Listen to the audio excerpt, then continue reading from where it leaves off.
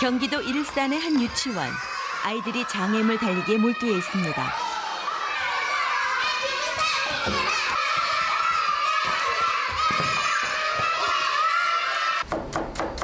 그 시각 주방에서는 점심 준비가 한창입니다. 메뉴는 소고기 볶음밥. 120g 470칼로리, 6, 7세 아이들의 한 끼 식사 권장량에 맞춘 양입니다.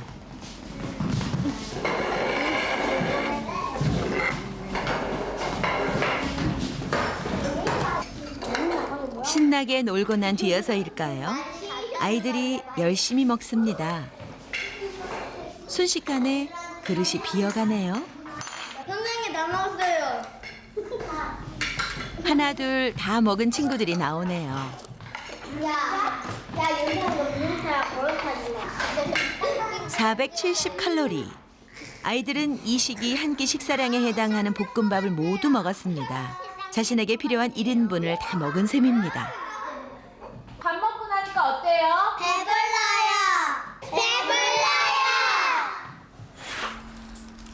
다음 날 180g 705칼로리.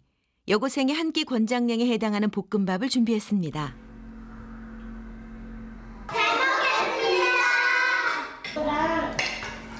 어제보다 무려 1.5배나 많아진 볶음밥.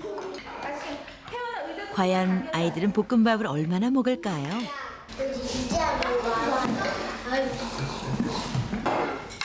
예상과 달리 시간이 조금 더 걸렸을 뿐 아이들은 전날과 마찬가지로 깨끗이 먹어치웁니다.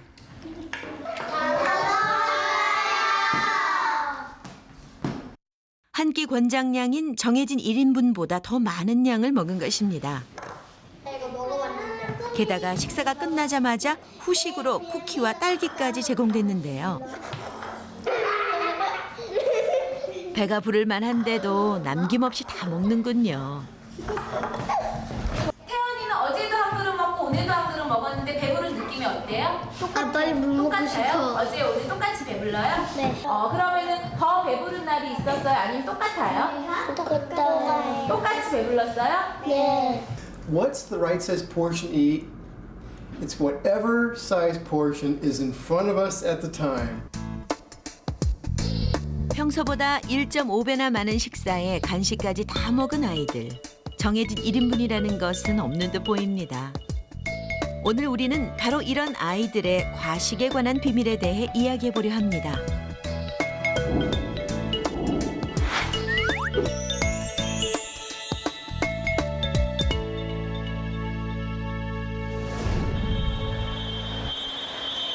서울의 한 수영장.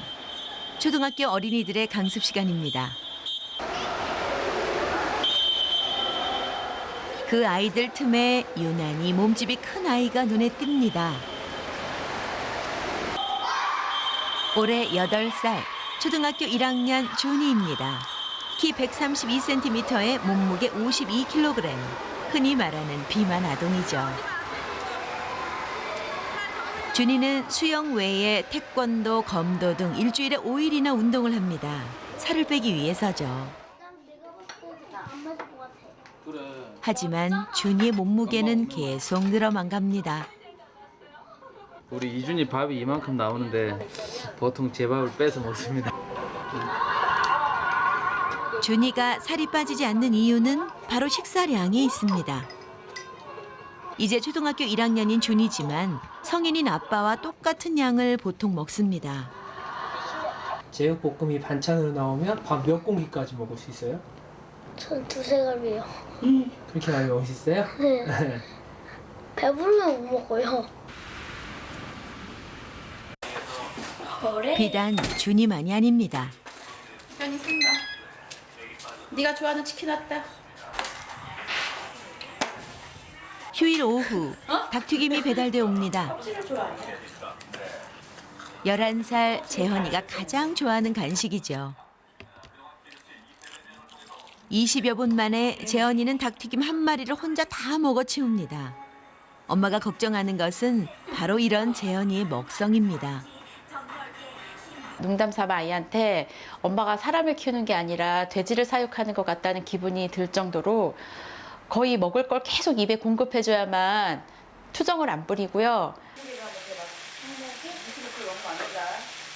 여자아이라면 엄마의 걱정은 더욱 커질 수밖에 없죠. 초등학교 3학년 진경이 가장 좋아하는 메뉴는 삼겹살입니다. 진경이가 점점 살이 찌는 것이 엄마는 자신의 탓인 것만 같습니다. 내가 아이를 꼭 학대한 것 같은 기분이 드는 거예요. 비만이라는 자체가 원래 부모 나쁘게 말하면 학대잖아요. 너무 사랑이 넘쳐서 생기는 학대. 그래서 무지하게 노력을 많이 했는데 매번 실패했어요. 왜냐면 내가 마음이 너무 약해서. 정상 체중을 넘어선 준이, 진경이, 재현이. 건강에는 문제가 없을까요? 지난 5월 중순 세 아이들에 대한 정밀 검사가 진행됐습니다. 비만 정도를 알아보기 위한 키, 몸무게, 체질량 지수, 콜레스테롤 검사와 비만으로 인한 합병증 여부를 알아보기 위한 초음파 검사와 CT 촬영 등이 이루어졌습니다.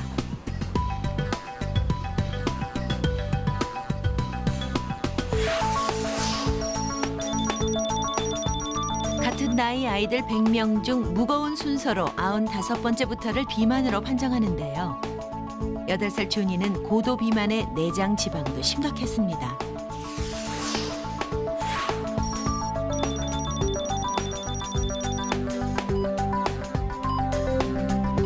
열 살 진경이도 마찬가지입니다. 고도 비만의 경도 지방간 판정을 받았습니다.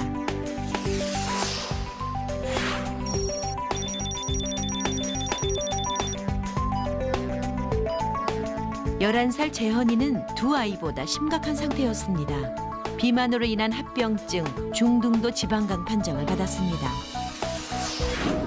건강에 치명적인 비만은 과식 때문인 경우가 많습니다. 왜 이 아이들은 밥상 앞에서 먹는 것을 멈추지 못할까요? 생후 5개월 된 아기 서윤입니다. 한 번에 180cc 정도를 먹는다고 하는군요. 서윤이의 1인분인 셈입니다. 그런데 이번엔 평소보다 더 많은 양인 260cc를 타서 먹여보기로 했습니다. 1인분보다 더 많은 양을 줬을 때 아기들도 더 먹을까요? 분유를 주자 서윤이는 배가 고팠는지 아주 잘 먹습니다. 점점 속도가 느려지고 더 이상 먹질 않으려 하는군요. 엄마가 더 먹이려고 해도 거부를 합니다. 더 먹어봐. 싫어요. 싫어요. 먹기 싫다는 듯 울음을 터뜨립니다. 남은 양은 80cc. 평소 먹던 양대로 180cc만 먹은 것이죠. 그렇다면 생후 3개월인 효은이는 어떨까요? 효은이 역시 일정량을 먹자 더 이상 먹질 않았습니다. 더 드셔봐. 그만 먹어? 에이, 더 먹어야 되는데. 아이를 키워본 분들이라면 다들 이런 경험이 있으실 겁니다. 대부분의 아기들은 배가 부르면 더 이상 먹질 않습니다. 마치 몸 안에 1인분 계측기라도 있는 것처럼 말이죠.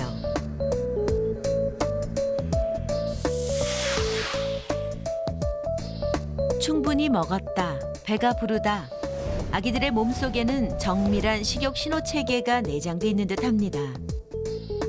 불행히도 이 중요한 능력은 아기들이 점점 성장하면서 사라집니다. 우리 몸에서 1인분 계측기가 사라지는 것은 대략 만 3살 무렵부터입니다. 고도 비만 판정을 받은 준이, 진경이, 재현이도 그 즈음부터 살이 찌기 시작했습니다. If you're a little bitty baby, you've got a really tiny little stomach, and that is, I think, the biggest determinant that leads them to eat a lot less and to appear to be less influenced by the things around them. But we find once they hit 3 and 4 and their stomach gets a little bit bigger, they're as influenced as we are. 만 3세가 넘어서면 아이들은 정해진 1인분이 따로 없습니다. 이때부터 아이들은 어른들과 마찬가지로 주어지는 만큼 먹을 수 있게 되죠. 그렇다면 이후 아이들의 먹는 양을 결정짓는 것은 무엇일까요? 똑같은 맛과 모양을 가진 초콜릿이 있습니다. 한쪽에는 색깔별로 놓여져 있고 다른 한쪽에는 여러 가지 색깔로 섞어놨습니다. 아주 사소한 차이처럼 보이죠? 여기에 앞의 질문에 대한 힌트가 숨어 있습니다.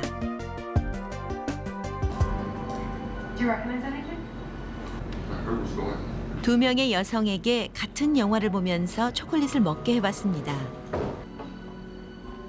한 여성에게는 색깔별로 놓인 초콜릿을 제공했습니다. 다른 여성에게는 색깔이 섞인 초콜릿을 제공했죠.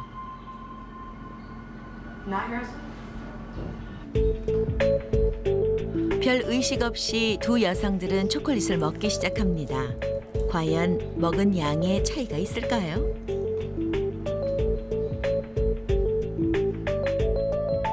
(30분) 후 남은 양을 비교해봤습니다. 색깔을 섞어놨던 초콜릿 양이 더 적은 것을 알 수 있죠. 이는 섞여 있는 쪽이 시각적으로 더 다양하게 보이기 때문에 무의식적으로 더 먹게 된 겁니다. People don't eat with their stomach.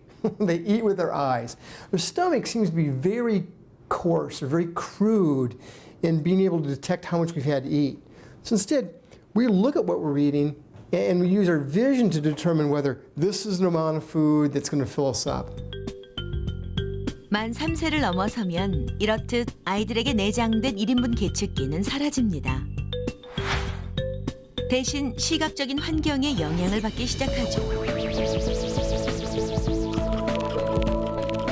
배가 부르다는 포만감보다 눈에 보이는 음식의 양에 더 많은 영향을 받는다는 것입니다.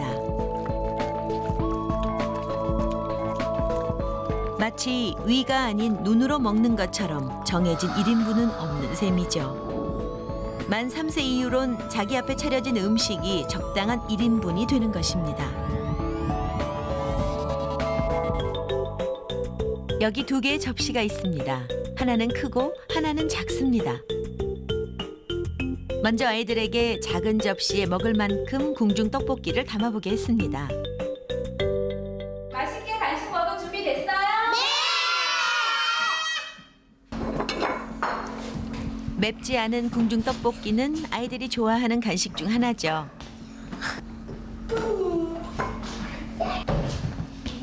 집게질이 서툴긴 하지만 아이들은 자신이 먹을 만큼 접시에 담습니다.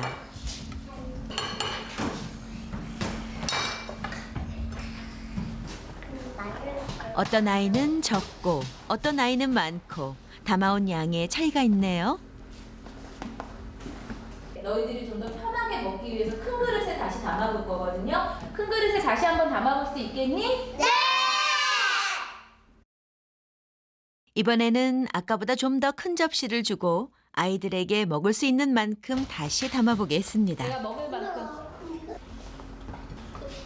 과연 아이들은 똑같은 양을 담을까요? 아니면 더 많거나 적은 양을 담을까요? 아이들은 큰 접시에 마음껏 궁중 떡볶이를 담기 시작합니다. 작은 접시와 큰 접시에 담긴 양의 차이가 느껴지시죠? 단 한 명의 예외도 없이 모든 아이들이 작은 접시보다 큰 접시를 줬을 때 더 많은 양을 담았습니다. 아이들은 무의식 중에 작은 접시에는 적게, 큰 접시에는 많은 양을 담은 것입니다. 작은 접시와 큰 접시 중 어느 쪽에 있는 게 떡볶이가 더 많아요? 큰 접시. In an average, you'll put about 28% more on this larger plate because it just looks right.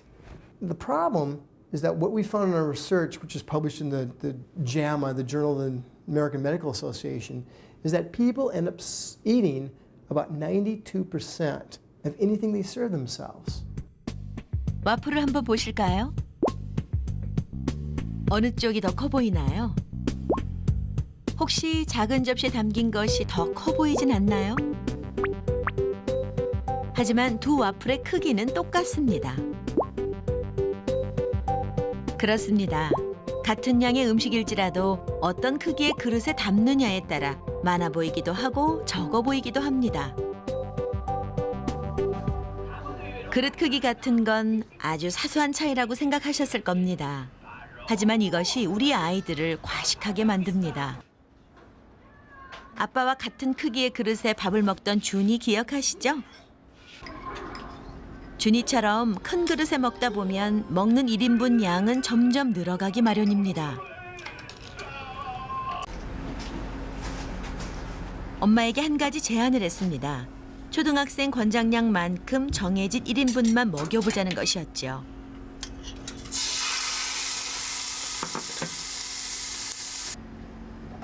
저울로 양을 측정하는 것은 물론 준이를 위한 어린이용 그릇을 준비하도록 했습니다.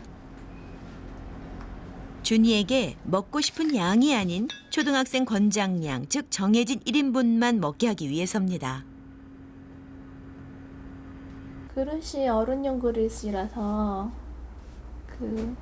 준이에 맞는 그릇으로 바꿨고요. 양 같은 것도 조절하려고 체중돼서 준이 알맞는 양만큼 주고 있거든요. 갑작스런 변화에 준이는 조금 낯설어합니다. 하지만 1인용 그릇에 익숙해지면 준이의 식사량은 자연스럽게 줄어들 것입니다. 그렇게 엄마가 차려준 대로 먹어도 배가 부른 것 같아? 조금이요. 왜? 평소에는 많이 먹다가 지금 적게 먹으니까 배가 조금 먹은 것 같아. There's a number of things that parents can do to decrease how much their children eat.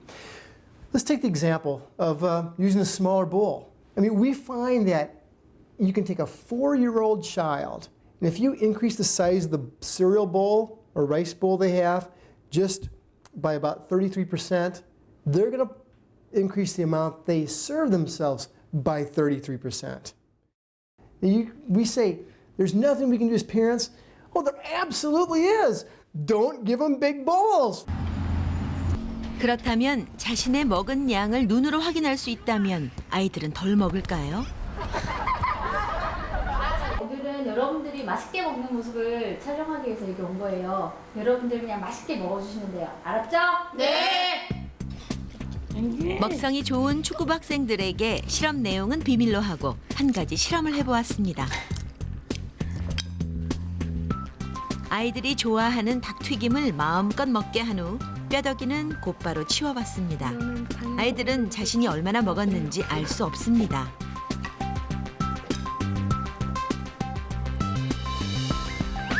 아이들은 얼마나 먹었을까요? 처음 준비한 양은 3.4kg, 아이들은 2.8kg을 먹고 600g만 남겼습니다.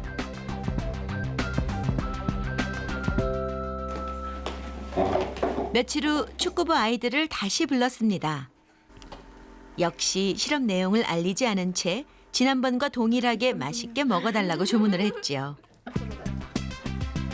이번에는 아이들이 먹고 난 후 뼈다귀를 개인용 접시에 담도록 했습니다. 아이들이 자신이 먹은 양을 직접 눈으로 확인할 수 있도록 한 것이죠. 저거 탑처럼 올라갈 것 같아. 에펠탑. 저 더 이상 못 먹겠어요. 저 더 이상 못 먹겠어요. 더 이상 못 먹겠어요. 30분쯤 지났을까요? 아이들은 배가 부르다고 사인을 보냅니다. 접시 위 뼈다귀들이 아이들의 먹은 양을 짐작해 합니다. 지난번에는 되게 많이 먹어도 별로 배가 부르지가 않았는데 이번에는 조금만 먹었는데도 배가 불러서요. 배가 많이 불렀어요. 아이들은 한결같이 뼈다귀를 치우지 않은 이날 더 배가 불렀다고 했습니다. 아이들은 정말 이날 더 많이 먹은 걸까요? 뼈다귀를 치우지 않은 이날 아이들은 2kg을 먹은 반면 뼈다귀를 치운 날에는 2.8kg이나 먹었습니다. 자신이 먹은 양을 눈으로 확인하자 훨씬 덜 먹은 것입니다. We are just not very good judges of how much we're eating when in many kinds of particularly social situations. our food consumption is not really guided by whether or not we feel full. It's guided by things like the time of the day, or guided by where we happen to be, or what we happen to be eating out of, or what size spoon we're using, or what size plate we're using, or or what kinds of people are in our environments. 우리가 생각하는 것보다 시각은 아이들의 식사량에 훨씬 많은 영향을 미칩니다. 재헌이네도 준이네도 밥을 먹을 때 항상 텔레비전이 켜져 있습니다. 혹시 여러분들에게 식사 시간도 이런 모습이질 않나요? 준이는 밥을 먹으면서도 텔레비전에서 눈을 떼지 못합니다. 엄마 아빠가 제지를 하지 않는 데는 이유가 있습니다.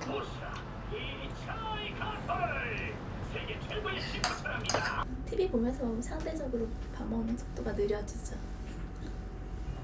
그런 부분이 없잖아 있어. 그러니까 안 하고 그냥 TV가 안 틀어놓고 혼자 같이 먹더라고 해도 안 틀어놓으면 그냥 지 혼자 빨리 먹어버려요 그냥.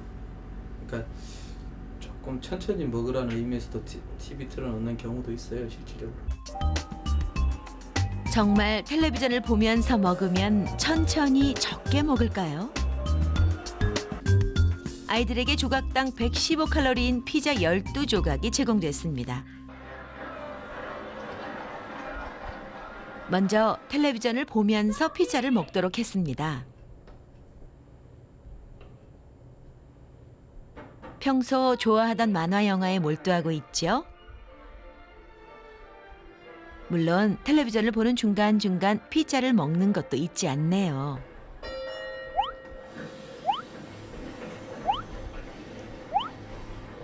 피자가 하나둘씩 접시에서 사라집니다. 자, 과연 얼마를 먹었을까요? 대성이는 텔레비전을 보는 동안 피자 12조각을 모두 먹어치웁니다. 같은 또래 제이는 총 5조각을, 미니는 총 6조각을 먹었습니다. 며칠 후 이번에는 텔레비전을 끄고 피자를 제공해봤습니다. 12조각을 다 먹었던 대성이입니다. 이번에도 그만큼 먹을까요? 아니면 더 먹을까요? 텔레비전이 없어서 뭔가 허전한 듯 두리번거리며 피자를 먹습니다.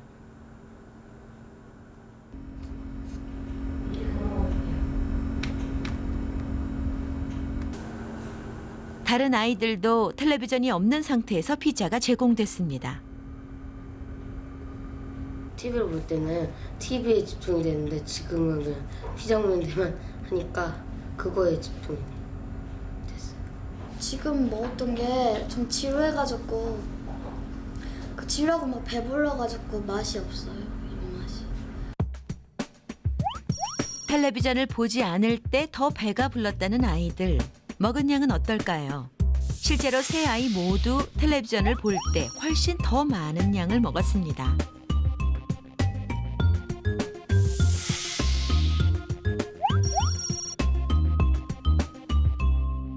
And so what happens when we're watching television frequently, particularly in very social situations, is that you may have a pizza box sitting there, you may have a bowl of chips and those kinds of things. And it's because it's such a mindless activity, we're not really attending to what we're eating. We just eat more and more and more. 피자 한두 조각 차이가 무슨 대수냐고요? 이 작은 피자 한 조각의 열량은 무려 115칼로리입니다. 이만큼을 운동으로 소모하려면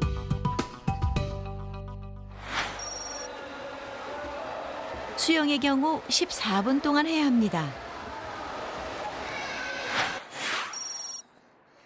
빨리 걷기는 무려 39분 정도를 계속해야 합니다.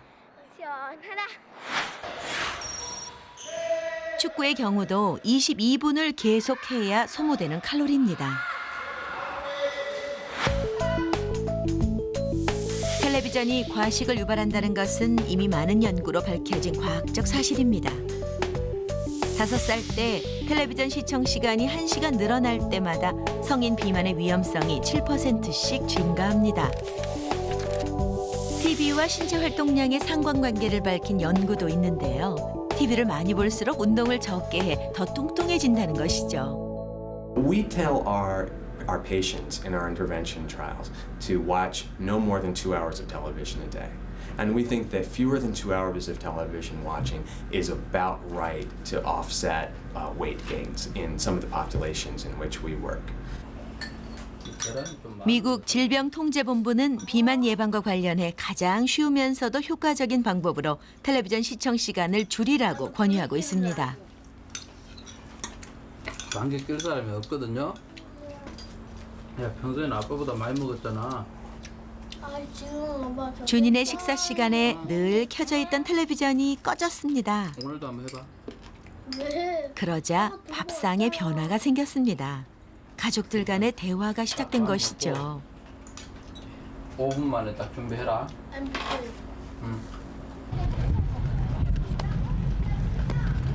아빠보다 빨리 간다며 항상. 어? 밥을 먹을 때는 물론 하루 서너 시간씩 텔레비전을 보던 준이. TV를 끄자 운동을 하는 시간이 늘어났습니다. 기분이 좋고 살이 빠진 느낌이에요.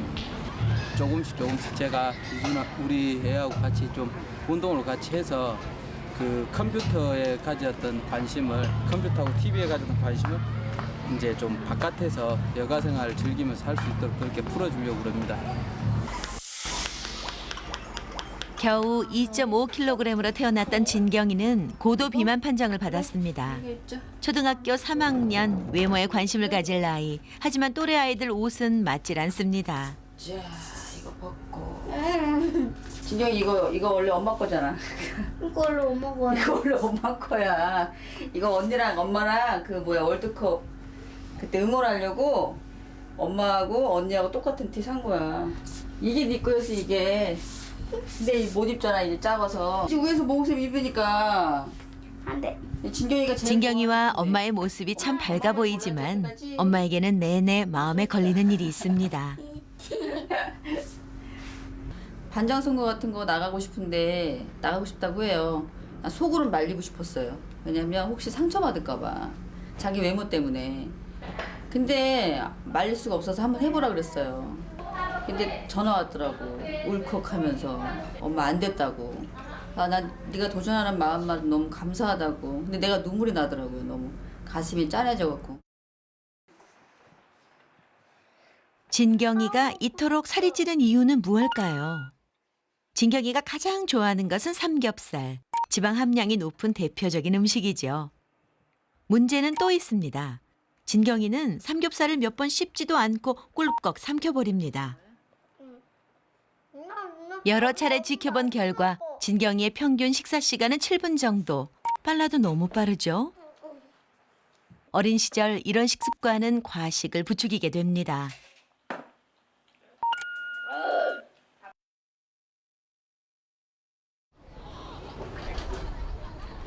일본 아다치구의 한 초등학교. 아이들이 뭔가를 기다리고 있습니다. senju sakura小学校 2年生の皆さん、こんにちは. 하얗게 옷을 입은 할아버지 할머니. 아이들은 진지하게 그 모습을 바라봅니다. 자세히 보니 한 분 한 분이 우리 입안의 이를 나타내고 있군요.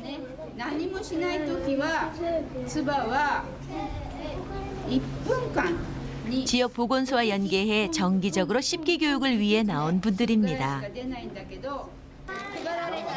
간단한 설명이 끝난 다음 아이들에게 나눠주는 것은 껌입니다. 이것은 씹기 교육을 위한 재료 중 한 가지입니다. この中に3個入ってます。それでまず最初に前歯で噛んでみます。時間を計りますよ。30秒。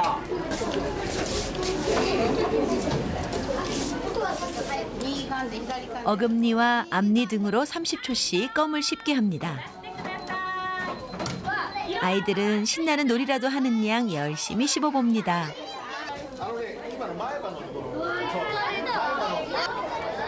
놀이 상황을 통해 씹기 교육을 하고 있는 것입니다. 씹는 것에 익숙치 않은 아이들. 30초 동안 씹는 것은 쉬운 일이 아닙니다. 일본에서는 음식을 잘 씹지 않는 아이들이 늘면서 각 지역 보건소에서 이런 교육까지 실시하고 있는 것입니다.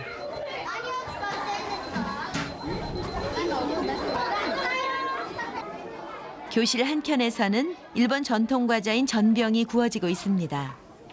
빵이나 케이크에 비해 딱딱해서 아이들은 별로 좋아하질 않죠. 껌과 마찬가지로 아이들은 30초씩 씹는 훈련을 합니다.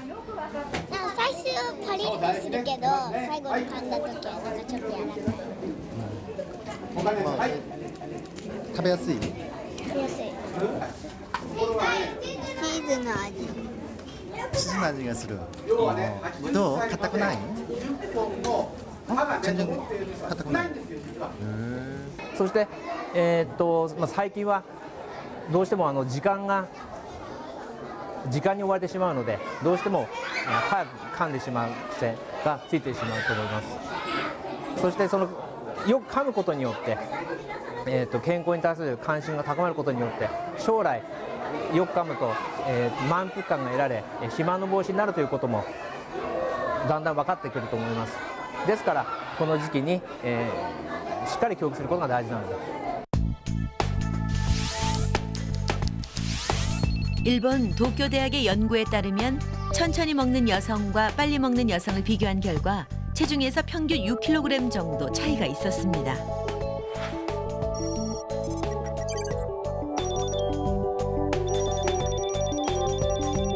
빨리 먹는 식습관이 과식과 비만을 유발한다는 것이죠. 그렇다면 그 이유는 무엇일까요?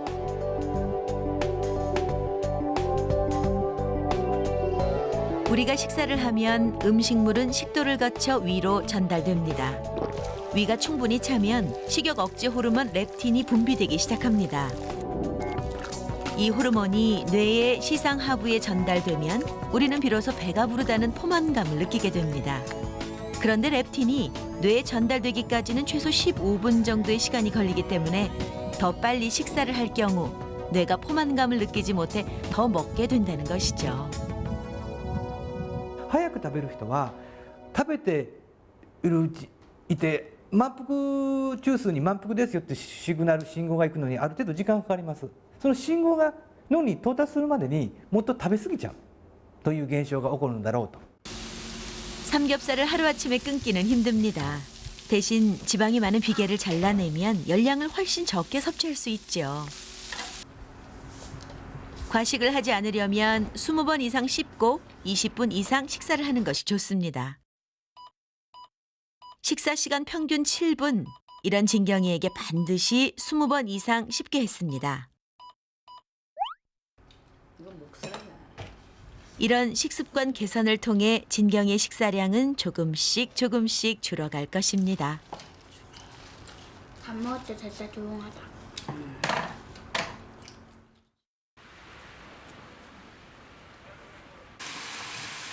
인공 색소 때문에 엄마는 늘 소시지를 데칩니다. 건강에 좋지 않긴 하지만 재현이가 워낙 좋아하다 보니 아예 안 주기는 힘들기 때문입니다. 자, 지금 이 중에 어떤 반찬이 제일 맛있어요? 소세지요. 재현이의 손은 계속 소시지로만 향합니다. 결국 접시를 다 비우네요. 밥상에 지가 좋아하는 반찬이 있으면은 막 그것만 끝까지 다 집어 먹거든요. 그러면 이제 다른 식구들이 먹다가도 어떨 때는 짜증 날 때도 있어요. 다른 사람들 좀 먹게 냅두지. 그러니까 자기가 좋아하는 뭐 고기 종류라든가 소세지 종류라든가 그런 것들이 있을 때는 좀 심하죠. 밥을 먹고 나면 재현이가 꼭 찾는 것이 있습니다. 뭐 아이스크림 남았어? 아이스크림 그래 모르겠는데 몇 개 남았는지. 나 공룡알죠. 공룡알? 칼로리가 높은 걸 알지만 단맛의 유혹을 이겨내는 것이 쉽지 않습니다.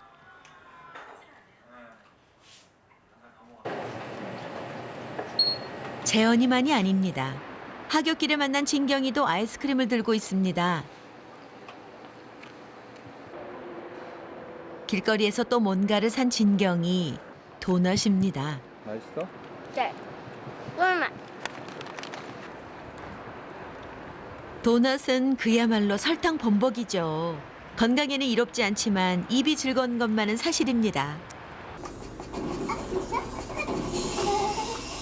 문제는 이 달콤한 맛이 단순히 칼로리만 높은 게 아니라는 것이죠.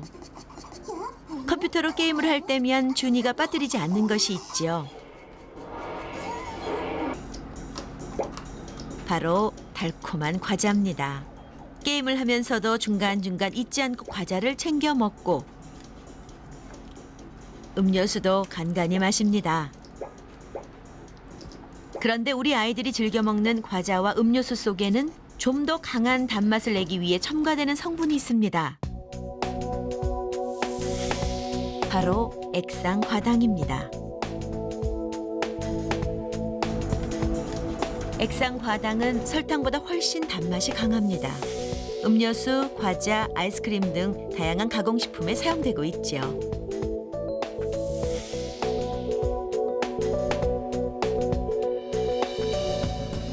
그런데 이 액상과당이 과식을 유발한다는 충격적인 연구 결과가 발표됐습니다. 존스 홉킨스 대학의 뇌신경과학자인 데니얼 레인 교수가 그 주인공입니다.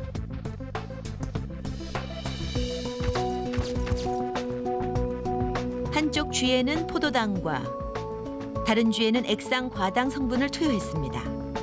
두 가지 모두 단맛을 내고 열량은 동일하다고 알려져 있습니다. 먹이통에 넣은 지 불과 5분, 양쪽 쥐의 반응이 달라집니다. 포도당을 섭취한 쥐는 어느 정도 먹자 더 이상 먹질 않고 액상과당을 투여한 쥐는 계속해서 먹이를 먹습니다. 왜 그런 걸까요? 우리가 밥이나 빵을 먹으면 그 속의 당 성분은 체내에서 포도당으로 바뀝니다. 포도당은 식욕을 억제하는 호르몬 분비를 촉진시켜 뇌 시상하부가 포만감을 느끼는 데 도움을 줍니다. 그 결과 식욕이 억제되는 것이죠. 반면 액상과당은 식욕 억제 호르몬을 오히려 줄여 뇌 시상하부가 포만감을 느끼지 못하게 합니다. 즉, 자연식품 속 당 성분은 식욕을 억제하지만 가공식품 속의 액상과당은 오히려 식욕을 자극한다는 것이죠.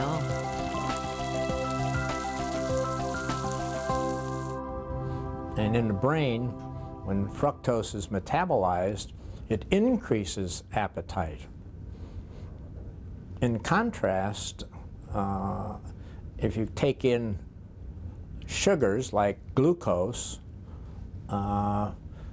then the brain senses glucose and that suppresses food intake. In other words, it suppresses appetite. So fructose and glucose have entirely different effects on the brain. 과자, 음료수, 젤리 등 수많은 가공식품에는 액상과당이 사용되고 있습니다. 설탕에 비해 액상과당은 가격이 싸고 훨씬 달기 때문이죠. 액상과당의 사용이 가장 많은 것은 바로 음료수입니다. 특히 심각한 것은 어린이 음료도 예외가 아니라는 것입니다. 아이에게 액상과당을 먹일지 먹이지 않을지 선택은 부모님의 몫입니다. 이현아, 과자도 안 돼. 과자도 안 돼. 우리 이거 이제 엄마랑 같이 다 치우자. 다 치워버린 게 엄마. 재현이네 집에서는 냉장고 대청소가 벌어졌습니다. 라면도. 자, 저 위에 초콜릿도. 평소 즐겨 먹던 아이스크림, 음료수, 과자 등을 집에서 퇴출시키기로 한 것입니다. 잘해. 미자 싫어? 그럼 매실. 과감하게 결단을 내리긴 했지만 맛있는 것들을 모두 버리자니 재현이는 무척 고민이 되는 모양입니다. 진짜 얘 너무 많아. 수영에서 그 어떤 기분 들었어? 그거 아까 거 먹고 싶으면. 간식 중에서 특히 아이스크림을 많이 먹었어요. 그리고 또 저기 마트 가면은 50% 하니까 가면은 한꺼번에 이제 왕창 막 사오게 되거든요. 그러면 하루에 더 양이 많으니까는 집에 많이 있으니까 더 많이 먹게 되더라고요. 재현이의 밥상에 큰 변화가 생겼습니다. 평소 즐겨 먹는 가공식품 대신 삶아서 기름기를 줄인 육류와 식이섬유가 많은 채소 위주의 자연 식단으로 바꾼 것이죠. 그 이유는 재현이가 중등도 지방간 판정을 받았기 때문입니다. 또 저희 집안이 간 쪽이 다 안 좋아요. 시댁 쪽이. 그래서 간으로 인해서 두 분이 돌아가셨고, 그래서 간에 무슨 이상이 있다는 말만 들으면 어른들도 그렇고 굉장히 좀 철렁할 그런 부분이었거든요. 그래서 지방간이라는 거는 뭐 그런 제가 알코올성 지방 그런 거 아니지만은 그래도 간에 어떤 문제가 있다는 그 자체가 저희 집에서는 좀 쇼크였어요. 뭐 저뿐만이 아니라 좀 아빠랑 할머니들까지도. 고소하지도 않고 달지도 않고 아직 재현이에게는 낯선 맛입니다. 맛있니 이거도? 가공식품에 길들여진 입맛을 바꾸는 것은 하루아침에 가능하지 않습니다. 많은 노력과 오랜 시간이 필요한 일이죠. 더디지만 조금씩 재현이의 입맛은 바뀌어 갈 것입니다. 이건 이렇게 해서 먹어야 되는 거야. 막 치킨 같은 거 그런 거 먹고 싶긴 하지만 참고 엄마가 드시는 거 그것도 먹어도 더 맛있어요. 5월부터 7월까지 2달간 아이들에게 4가지 식습관 수칙을 지키도록 했습니다. 1인분 밥상에서 식사를 하고 TV 시청을 줄이고 20번 이상 씹고 20분 이상 식사하고 액상 과당이 든 가공식품 섭취를 피하라는 것이었습니다. 지난 7월 중순 아이들이 다시 병원을 찾았습니다. 엄청 힘들었어요. 먹고 싶은 것들을 참고 못 먹는 게 힘들었어요. 막 먹고 싶은 거 못 먹고 참으니까 그게 제일 힘들었어요. 지난 5월 달과 마찬가지로 기본적인 비만 검사와 내장 비만율 변화를 알아보기 위한 복부 CT 검사가 진행됐습니다. 과연 결과는 어떻게 나왔을까요? 준이의 결과는 놀라웠습니다. 체중이 6kg이나 줄어든 것입니다. 진경이 역시 긍정적인 변화가 있었습니다.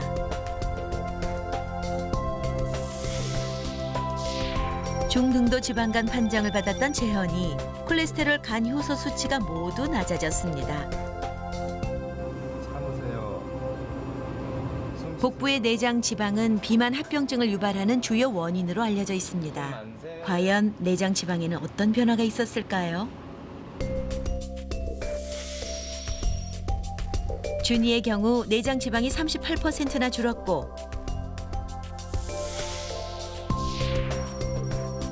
진경이 역시 28%나 감소했습니다.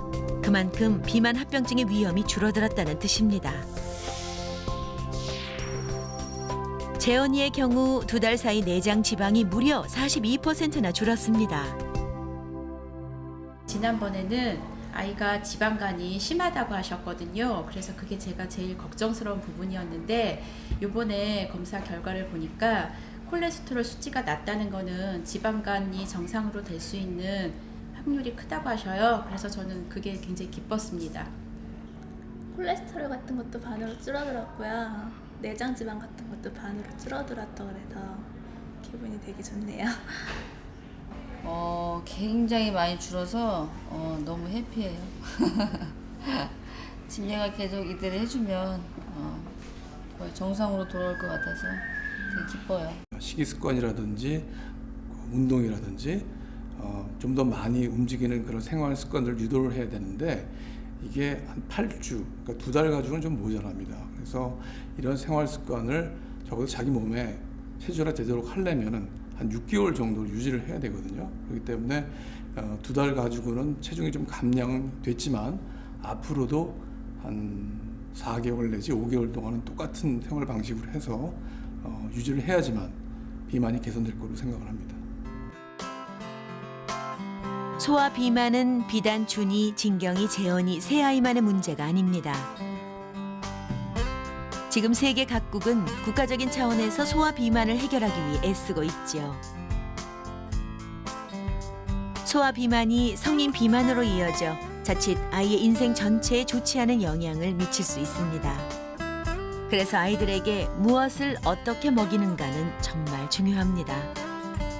단순히 영양학적인 문제가 아니라 우리 아이들의 미래가 달려있기 때문입니다.